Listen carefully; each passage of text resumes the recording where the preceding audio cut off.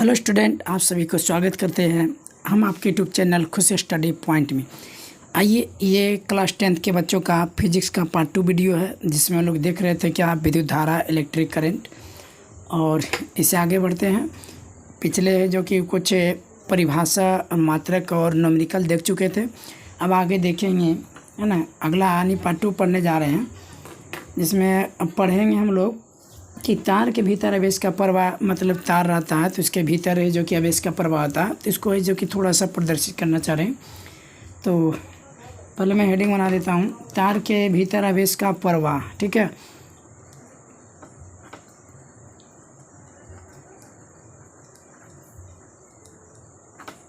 तार के भीतर आवेश, या बोल सकते हैं आवेशों का प्रवाह। ठीक है, आवेश का प्रवाह।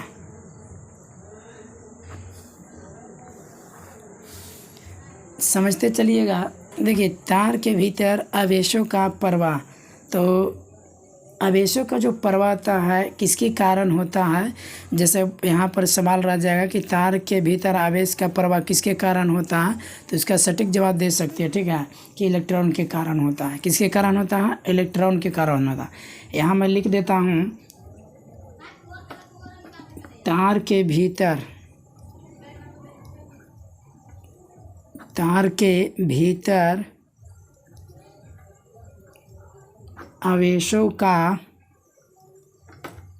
आवेशों का प्रवाह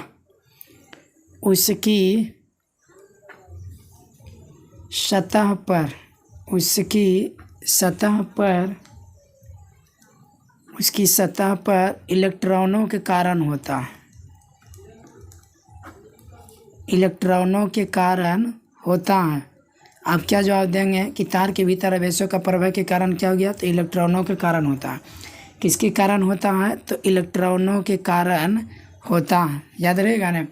देखिए, तार के भीतर जो है आवेश का जो प्रवाह होती है ना, वो तार के अंदर जो होते हैं कवर, वो तो कवर रहता है, लेकिन उसके जब इसको छीला जाता है तो आपको इसमें देखने को मिलता है, तो उसी स्तर पर क्या होता है कि इलेक्ट्रॉनों का प्रवाह के कारण होता है। समझ गया ना। जैसे देखिए, मैं यहाँ बनाना चाहूँगा, जैसे ये क्या हो गया, ये तार हो गया। ठीक है, ये क्या ले लिए? तार ले लिए। अब उसमें जितने भी रहता, देखते हैं तार में और बहुत सारे तार रहता है कि नहीं।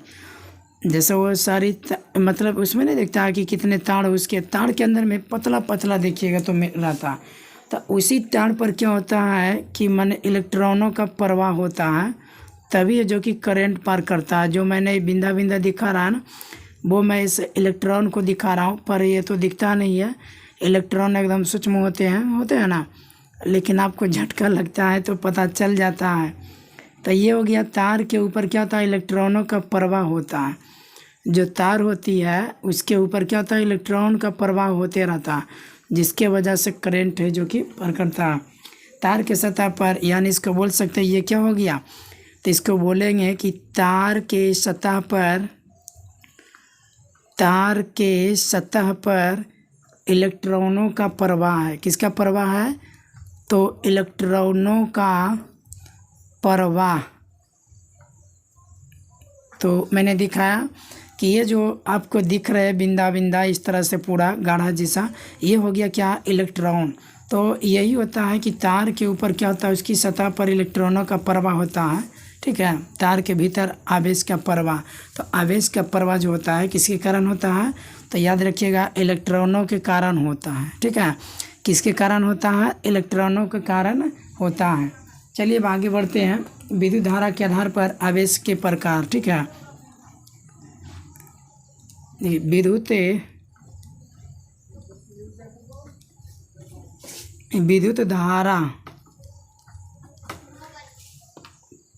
विद्युत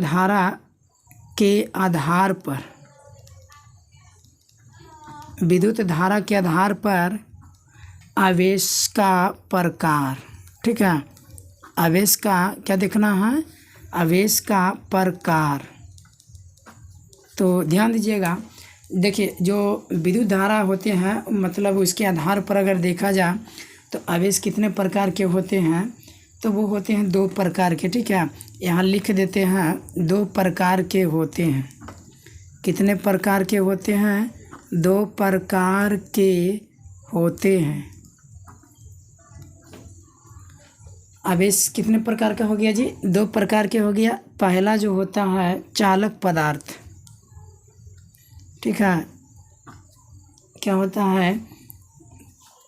चालक पदार्थ, या आवेशों के आधार पर कह सकते हैं पदार्थ के प्रकार हो गया। तो ये हो गया चालक पदार्थ, जिसको क्या बोलते हैं? कंडक्टर, है ना।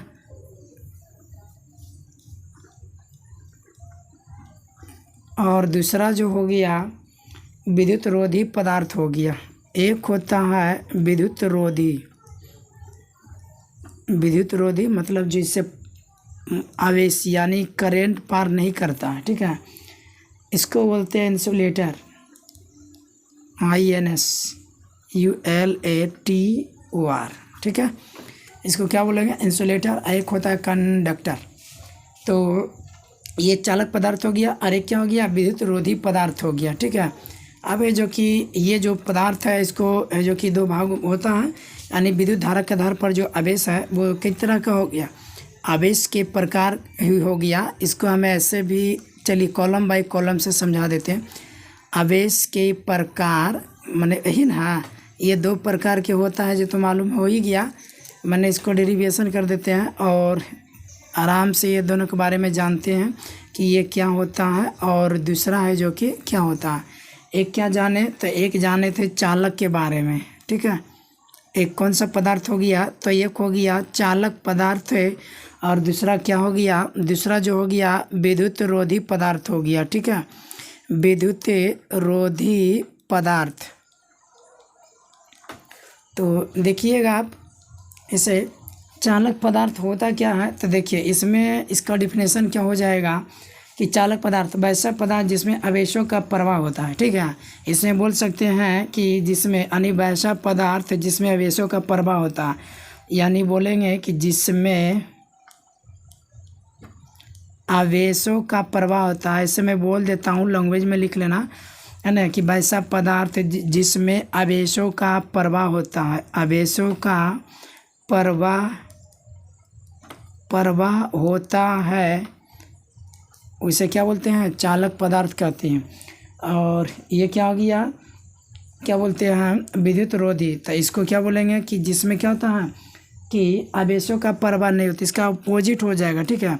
इसमें आवेशों का प्रवाह होता है, और जबकि इसमें क्या होता है नहीं, यानी लैंग्वेज बना के बोलना है, ठीक है, परिभाषा को। जैसे मैं इसको बता देता हूँ, चालक पदार्थ किसको बोलिएगा? तो बोलिएगा कि वैसा पदार्थ जिसमें आवेशों का प्रवाह होता है उसे चालक पदार्थ कहते हैं। अब इसमें क्या बोलिएगा कि बोलिएगा जिसमें, यानी परिभाषा बनाना है तो कैसे बोलिएगा? वैसा पदार्थ, बाबू कैसे बोलना है कि वैसा पदार्थ जिसमें आवेशों का प्रवाह होता है, आवेशों का प्रवाह नहीं होता, इसमें नहीं होता है। तो इसमें लिख देंगे क्या, यानी आपको है जो कि लैंग्वेज बना के लिखना, वाक्य बना के, ठीक है। ऐसा नहीं कि जैसे लिख दिया वैसा ही हो जाए। जिसमें आवेशों का प्रवाह, जिसमें आवेशों का प्रवाह नहीं होता, जिसमें आवेशों का प्रवाह नहीं होता है उसे क्या बोलते हैं? विद्युत रोधी पदार्थ कहते हैं। समझ गया ना? चलिए बहुत अच्छा। अब इसके उदाहरण समझिएगा। ये देखिए, इसमें ऐसे भी बोल सकते हैं, इसको हम ऐसे भी बोल सकते हैं चालक आवेशों का प्रवाह होता है। इसमें बोल सकते हैं कि पदार्थ में क्या होता है कि इसमें ना, ये चालक पदार्थ में तो आवेश प्रवाह होता है, तो इसमें क्या होता है, इसमें एक सिरे से दूसरे सिरे आवेश प्रवाह होता है। इसमें ऐसे बोल सकते हो, इसमें एक सिरे से, ठीक है, इसमें एक सिरे से दूसरे सिरे तक,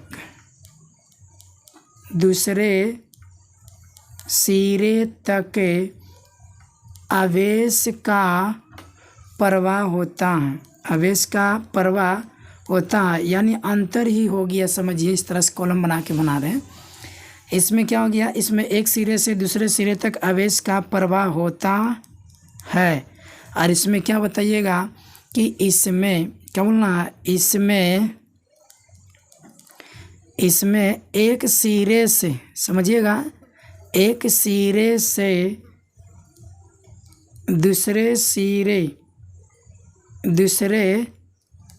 सिरे तक आवेश का प्रवाह नहीं होता है। समझ गया ना।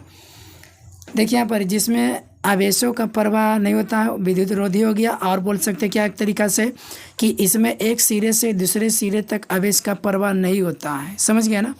जिसमें क्या होता है एक सिरे से दूसरे सिरे तक प्रवाह नहीं होता है, इसमें क्या होता है एक सिरे से दूसरे सिरे तक प्रवाह होता है। तो वो वैसे कौन सा उदाहरण हो जाएगा उसको देखिएगा। इसमें हो गया ना कि एक सिरे से दूसरे सिरे तक प्रवाह होता है। अगर देखा जाए जैसे एग्जाम्पल की बात करें तो बताइए, लोहा में अगर ये चालक पदार्थ को नहीं उसमें सटाइएगा तो करंट आ जाता है कि नहीं। तो इसमें क्या हो जाएगा, लोहा हो जाएगा। लोहा हो गया, तांबा हो गया, ठीक है। उसी तरह से और बताइए चांदी हो जाएगा। और क्या जैसे देखिए तांबा का तार लेते एक और एल्युमिनियम का तार लेते थे, इसमें भी तो क्या होता ये प्रवेश कर जाता है ना जो करंट है, जो कि एक सिरे से सटाते हैं तो दूसरे सिरे पर झटका लगता है। एल्युमिनियम हो गया। उसी तरह से ग्रेफाइट क्या हो गया, ग्रेफाइट। और बोल सकते हैं देखिए इसमें उदाहरण जो आएगा उसको लिखते चलना है पूरा। नमी हवा हो गया। नमी हवा भी जो है ना चालक पदार्थ होता है, ठीक है। और फिर ये क्या बोलता है, जल हो गया, ठीक है, जिसको पानी बोलते हैं। और हाँ, जल में क्या होगा, अगर अशुद्ध जल रहेगा तो उतना है जो कि इसमें विद्युत धारा का चालन नहीं करेगा, ठीक है। उसी तरह से जल हो गया। और इसी तरह से क्या हो गया, आदमी हो गया। जिसे देखते हैं ना आदमी को करंट लगता है कि नहीं, तो उसी तरह से हो गया ये चालक पदार्थ। आदमी भी क्या हो गया, चालक पदार्थ हो गया। आदमी हो गया, जानवर हो गया, ये सब। और क्या हो गया, तो गीला चमड़ा हो गया। गीला चमड़ा एक में ना, सॉरी कॉमन नहीं होगा, गीला चमड़ा हो गया। उसी तरह से और क्या हो गया, और मान लीजिए देखते हैं सूखा लकड़ी होता है, कच्चा लकड़ी होता है, भींगा लकड़ी होता है। तो सूखा लकड़ी में तो करंट नहीं पार करता है, लेकिन कच्चा लकड़ी है ना लिखा जाएगा, कच्चा लकड़ी, ये लिख दिए लड़की। देखिए कच्चा लकड़ी होगा, क्या होगा, कच्चा लकड़ी। अरे जिसे देखते हैं ना कच्चा माने भींगा हुआ बाँस उस रहता है या कच्चा रहता है, तो इसमें जो कि करंट का अनुभव हो जाता है, झटका लग जाता है। ऐसा घटना कई एक बार देखने को या सुनने को मिला होगा, ठीक ना। इसी तरह से हो गया ना, कच्चा लकड़ी हो गया, इस्पात हो गया, ये सब क्या हो गया, आदि। ये सब जो हो गया ये हो गया चालक पदार्थ हो गया, ठीक है। आपको इतना सारा एग्जाम्पल लिखा दिए, कोई ना कोई एग्जाम्पल अगर आएगा एग्जाम में तो आराम से जो कि मार दीजिएगा, कह देगा निम्नलिखित में कौन चालक पदार्थ है। अभी इसमें से सभी दिया हो रहेगा और डी में दे देगा ऑल, तो डी मारना पड़ेगा क्या। तो यहाँ से अब हो गया क्लियर। अब देखते हैं विद्युत रोधी का एग्जाम्पल, ठीक है। अब इसका है जो कि एग्जाम्पल देख लेते हैं, इसमें कौन कौन आता है, समझ गया ना। तो इसमें देखिए कौन आ जाता है, तो वो सूखा चमड़ा हो जाएगा। क्या हो जाएगा जी, सूखा चमड़ा।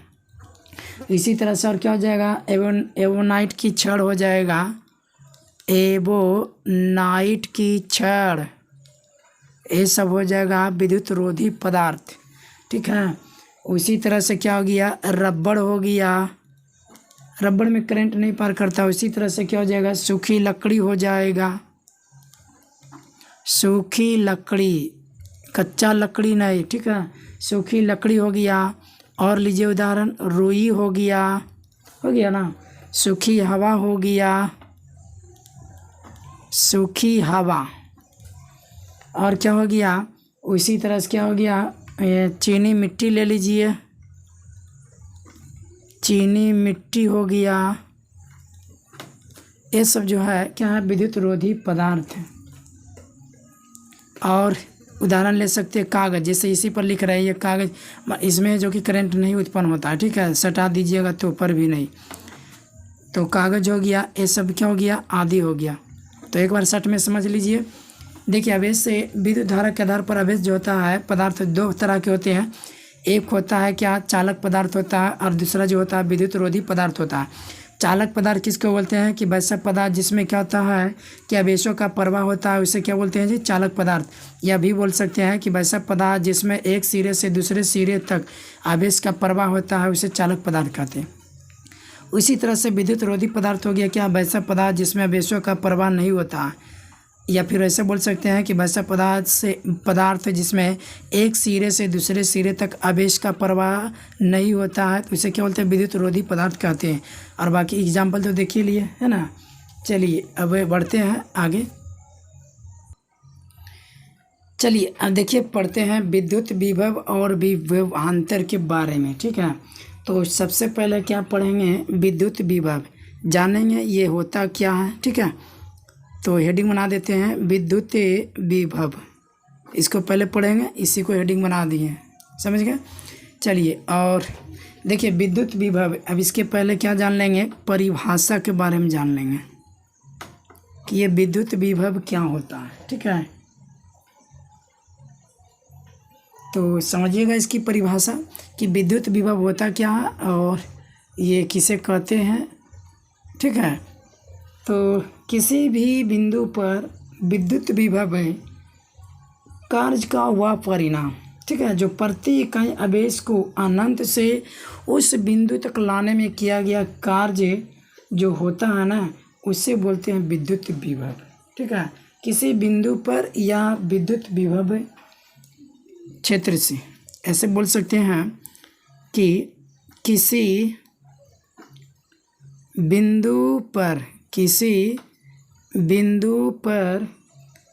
विद्युत विभव, किसी बिंदु पर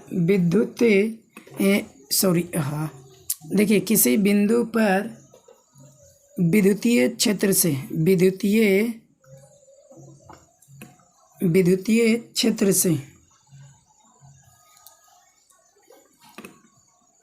रुक जाइए, चलिए देखिए अब सही कर दिए। किसी बिंदु पर विद्युतीय क्षेत्र से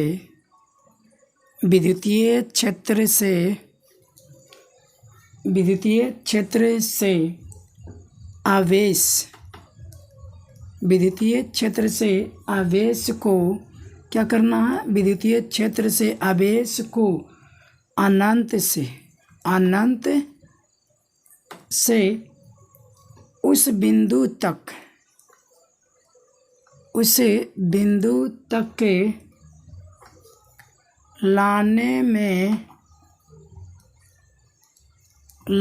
में किया गया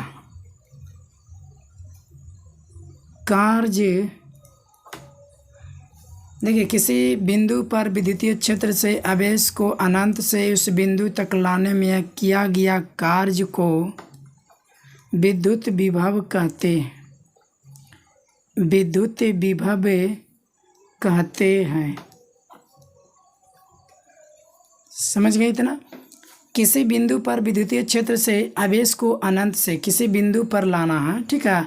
और कहाँ से, विद्युतीय क्षेत्र से, वो भी अनंत आवेश को अनंत से लाना, ठीक है। विद्युतीय क्षेत्र जहाँ रहेगा, मान लीजिए अनंत पर है, तो अनंत से उस बिंदु तक लाने में किया गया कार्य को विद्युत विभव कहते हैं।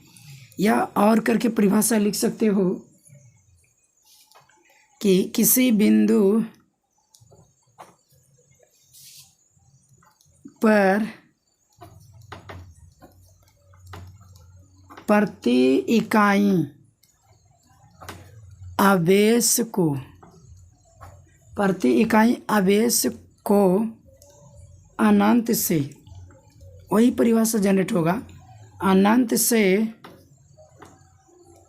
उस बिंदु तक लाने में किया गया कार्य को, लाने में किया गया कार्य को विद्युत विभव कहते हैं।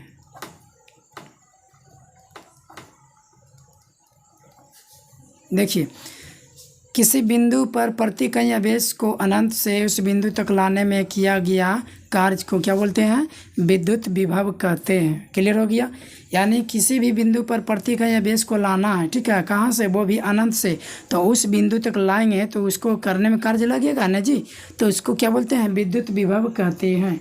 जैसे मान लीजिए अब इसको लाते हैं कहीं भी, जैसे यहाँ पर ही मान लीजिए इसको बना लिए क्या, अनंत बना लिए, ठीक है। वो बिंदु जो है अनंत है और ये हो गया ए। तो यहाँ से क्या करते हैं कि मान लीजिए यहाँ पर क्यू आवेश है, अब इसको यहाँ तक लाने में क्या हुआ, जो कार्य हुआ, ठीक है, उसी को बोलेंगे विद्युत विभव, समझ गया। तो आवेश को लाने में किया गया कार्य को ही क्या बोलते हैं, विद्युत विभव कहते हैं, ठीक है। लाने में तो समय लगता है कि नहीं, यस, यानी आवेश को लाने में उस पर करेंगे कार्य और जो परिमाण होगा, ठीक है, उसको है जो कि अनुपात को भी कहा जाता है, जिससे इसका लिख सकते हैं कि विद्युत विभव बराबर क्या होता है, ठीक है।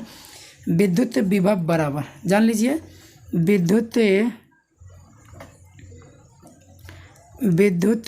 विभव, और ध्यान दीजिएगा विद्युत विभव को भी से डिनोट करते हैं, ठीक है। तो विद्युत विभव बराबर क्या हो जाएगा, आवेश पर किया गया कार्य, क्या बोलेंगे, आवेश पर किया गया कार्य, आवेश पर किया गया कार्य। अब बताइए, कार्य को तो सब लोग जानते हैं W से डिनोट किया जाता है, अब बटा फिर क्या हो जाएगा, आवेश का परिमाण, यानी आवेश पर किया गया कार्य हो गया, और फिर क्या लिखेंगे, आवेश का परिमाण। तो आवेश को तो पहले से भी जानते हैं कि किससे डिनोट करते हैं, तो आवेश को जो है Q से डिनोट करते हैं, ठीक है। तो इस तरह से या करके फार्मूला लिख सकते हैं, क्या बन जाएगा, याद रखिएगा। तो यहाँ से बन जाएगा फार्मूला V बराबर क्या बन गया, W/Q। तो ये क्या हो गया, विद्युत विभव का फार्मूला हो गया, ठीक है। क्या हो गया, विद्युत विभव का फार्मूला। अब इसको आगे बढ़ते हैं, अब इसका देख लेते हैं SI मात्रक, ठीक है, यानी विद्युत विभव का मात्रक भी लिख देंगे तो समझ जाना, V का SI मात्रक। देखिए कैसे निकालते हैं वो ध्यान दीजिएगा। तो यहाँ पर क्या हो जाएगा, W का मात्रक, यही ना लिखेंगे, W में क्या हो गया, कार्य का मात्रक, कार्य W का SI मात्रक। तो यहाँ क्या हो गया, SI मात्रक है, और फिर क्या हो जाएगा, Q का SI मात्रक, आवेश जिसको बोलते हैं। तो ये हो जाएगा Q का SI मात्रक। अब देखिए यहाँ पर याद है कि W में क्या होता है, कार्य, तो कार्य का SI मात्रक क्या होता है, तो कार्य का जो SI मात्रक होता है वो जूल होता है, और आवेश का SI मात्रक क्या होता है, तो कूलम्ब होता है। इसको संक्षिप्त में लिख सकते हैं क्या, जूल से जे बोल सकते हैं, और कूलम्ब से, कूलम्ब को क्या C से डिनोट करते हैं ना। तो ये जो बन जाएगा जूल प्रति कूलम्ब, ठीक है, क्या बन जाएगा, जूल प्रति कूलम्ब बन जाएगा, समझ गए, जूल प्रति कूलम्ब हो गया, ठीक है। यानी कार्य का जो SI मात्रक हो जाता है जूल हो जाता है, यहाँ से 2 मात्रक याद किए और ये मिला के 3 गो बोलेंगे, कार्य का मात्रक जूल, आवेश का मात्रक कूलम्ब, और क्या हो गया, विद्युत विभव का मात्रक तो जूल प्रति कूलम्ब, ठीक है। तो विद्युत विभव का मात्रक का कार्य होता है, अन्य मात्रक होता है जिसको बोलते हैं वोल्ट, क्या बोलते हैं उसको, वोल्ट। चलिए इसको भी हम नोट में लिख देते हैं और इसे याद ध्यान में रखिएगा, ठीक है। चलिए नोट पॉइंट में लिख ही देते हैं। देखिए एक वैज्ञानिक थे, ठीक है, इटली के नामक साइंटिस्ट यानी वैज्ञानिक कह सकते हैं, अलेसांद्रो वोल्टा, ठीक है,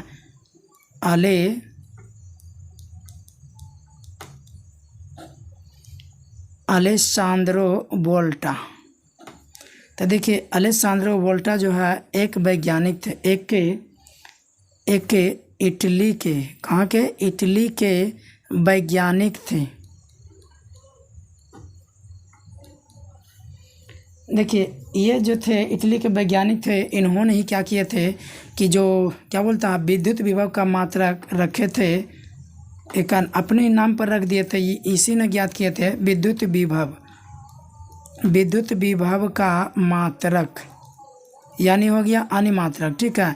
विद्युत विभव का मात्रक क्या बताएं, वोल्ट बताएं, और ये किसने बताएं, अलेसांद्रो वोल्टा ने। ये इटली के नामक वैज्ञानिक थे जिन्होंने क्या किया था, अपने जो कि सम्मान में, यानी अपने ही नामों पर, ये साइंटिस्ट थे, अपने ही सम्मान में क्या किए थे, इन्होंने वोल्ट रख दिए थे, जिसे संकेत में V से डिनोट करते हैं, क्या करते हैं, V से।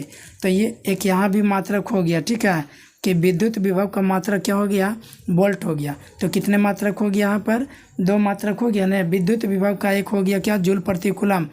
अब इतना ही को बोलेंगे। अच्छा यहाँ पर ऐसे भी हो सकता है कि 1 जूल प्रति कूलम्ब बराबर कितना हो जाएगा, अगर बोलेगा कि 1 जूल प्रति कूलम बराबर कितना, तो यही होगा ना, 1 वोल्ट होगा क्या। 1 जूल प्रति कूलम कै वोल्ट के बराबर हो जाता है, तो 1 वोल्ट के बराबर होता है। समझ गया।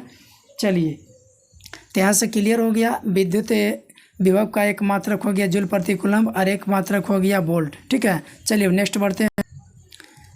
चलिए अब देखते हैं विद्युत विभवांतर। देखिए विद्युत विभवांतर होता क्या है। ठीक है, तो ये जो है देखिए विभवांतर, यहाँ पर अंतर, तो अंतर क्या होता है, 2 बिंदुओं के बीच होता है। तो इसमें क्या होता है कि 2 बिंदुओं के बीच विभवांतर के माप उस कार्य से होती है जो प्रति इकाई आवेश को एक बिंदु से दूसरे बिंदु तक, इसमें जो है ना अनंत बिंदु से नहीं, यानी ये हो गया वैसा परिपथ है या आवेश को क्या करते हैं ना, अनंत से नहीं। अब क्या हो गया, जैसे होता है ना, मान लीजिए एक यहाँ घर है एक यहाँ घर, तो जैसे क्या होता है, लोग दही वगैरह नहीं बनाते हैं, तो पड़ोसी से कहते हैं ना कि जोड़न ले आओ, तो ये पड़ोसी से हो गया, ये अनंत नहीं हुआ। ठीक है, तो यही हो गया कि ये अनंत की बात नहीं करेंगे, तो 2 बिंदुओं के बीच, यानी एक बिंदु से दूसरे बिंदु तक लाने में जो किया गया कार्य होता है उसको बोलेंगे क्या, विद्युत विभवांतर बोलेंगे। ठीक, देखिए अब इसकी परिभाषा क्या बन जाएगा, मैं इसकी परिभाषा लिखता हूँ। विद्युत विभवांतर यानी किन्हीं 2 बिंदुओं के बीच, ठीक है, क्या हो जाएगा, किन्हीं 2 बिंदुओं के बीच, किन्हीं 2 बिंदुओं के बीच प्रति इकाई आवेश को, प्रति इकाई किसको, आवेश को एक बिंदु से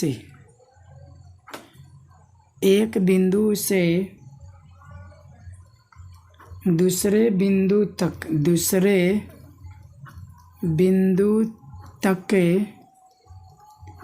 लाने में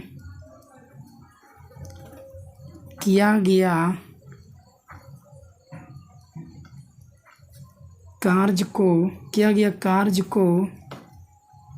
ही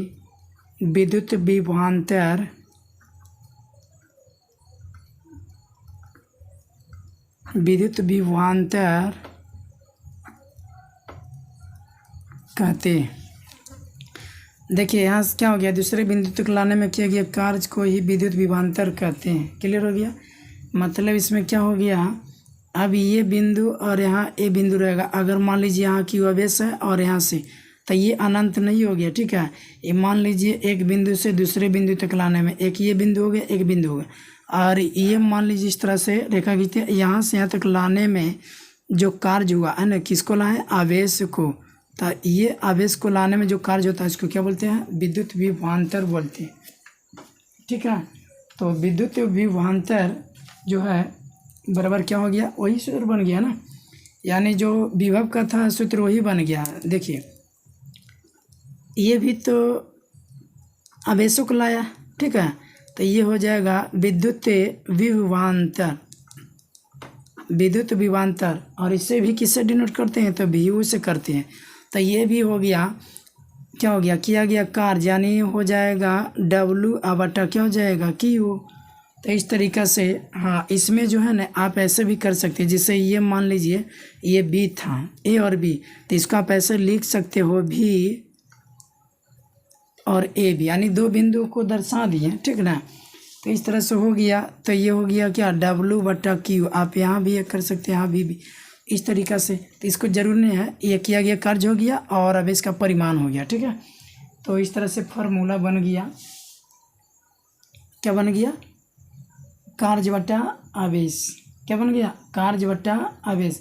अब देखिए जो उसका मात्रक होता है विद्युत विभव का वोल्ट, उसी तरह से इसको भी होता है, यानी अगर बात करें तो जूल प्रति कूलम होगा, तो इसका जो लिख देते हैं विद्युत विभव का मात्रक, सॉरी विद्युत विभवांतर का। ठीक है, विद्युत विभवांतर का मात्रक, तो विद्युत विभव का जो मात्रक हो गया आपका, एक हो जाएगा क्या, जूल प्रति कूलम, और दूसरा जो हो जाएगा वोल्ट हो जाएगा, होगा ना, जिसको V से डिनोट करते हैं इसको वोल्ट पढ़ेंगे, और ये हो गया जूल प्रति कूलम। जूल अब प्रति क्या हो जाएगा, कूलम्ब हो जाएगा। समझ गए? तो ये हो गया, ठीक है। अब नेक्स्ट वीडियो में देखेंगे ये सारी इसकी न्यूमेरिकल, ठीक है, और ये दोनों परिभाषा को जब तक है जो कि कवर कीजिएगा। अगले वीडियो में लेकर आएंगे इसके न्यूमेरिकल कुछ और कंसेप्ट है जो कि रहेगा वो बताएंगे, ठीक है। फिर मिलते हैं नेक्स्ट वीडियो में। Thank you.